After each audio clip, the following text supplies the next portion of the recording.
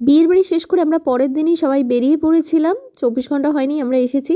এখান থেকে যাওয়ার পথে মিষ্টি কিনবে, তো গণেশ মামা যে মিষ্টির টাকা ছিল এখান থেকেই নিয়েছিল, তাই সবাই মিষ্টি কিনে এবার গাড়িতে দেশের দানাদার পেয়ে তোমরা খুশি? একদম দারুণ খুশি। দেশের এই জিনিসটা মুড়ি খেয়েও খুশি আজকে। হ্যাঁ বাবা, কতদিন পরে এরকম মুড়ি খেয়েও খুশি। সবাই মিলে একসঙ্গে বসে খেয়েছি তো আরো বেশি ভালো লেগেছে। এরা পেট অর্ধেক ভরে গেছে তো ওতেই।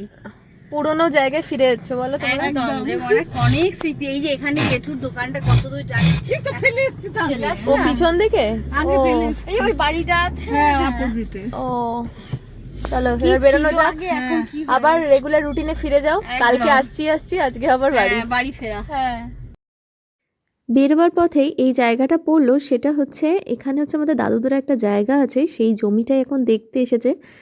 তো ওইখানে আমরা একটু নেমেছিলাম। সূর্যি মামা অস্ত যাচ্ছে, চারিদিকে ধান ক্ষেত, কত গাছ। গ্রামে আসলে এটাই বেশ ভালো লাগে। তো এখানে আসার টানটা আমার ওই জন্য, সব কিছু ফাঁকা ফাঁকা। আমার বাড়ির জায়গাটাও এরকম, কিন্তু এই জায়গাটা আরেকটু অন্যরকম লাগে। তো হরিনামের সময় তো আরও ভালো লাগে। যাই হোক, একটু ভয় ভয় লাগছিল। এখানে ধান ক্ষেত, তো ধান খেতে আবার খুব সাপও থাকে, তো সবাই মিলে একটু ধরে ধরেই যাচ্ছিল। এবার এই আল ধরে আমরা সোজা হাঁটতে হাঁটতে সাপের দেখা পাইনি, কিন্তু গোসাপ বাবাজি এখানে মাথা উঁচু করে আছে। তো যাই হোক, আমি এটা জুম ইন করে ওকে তুলেছি।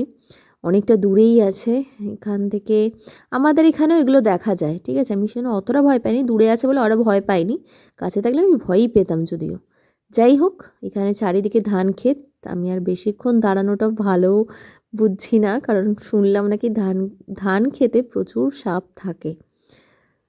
দেখতে বেশ ভালো লাগছে, কিন্তু আমি ওই জিনিসটাকে বড্ডই ভয় পাই। তোমরা কারা কারা আছো আমার মতো খুব ভয় পাও? আমি এবার বলছি যে চলো, এখান থেকে উঠে পড়েছি, এবার বাড়ি ফেরা যাক। সবচেয়ে আমার ভালো লাগে এই রাস্তাটা, দুদিক দিয়ে গাছ, তার মাঝখান দিয়ে রাস্তা দিয়ে গাড়ি চলে যাচ্ছে। এবার আমাদের ডেস্টিনেশন কলকাতা, বাড়ি ফেরার পালা। তাহলে দেখাবে নেক্সট আরেকটা ব্লগে। বাই।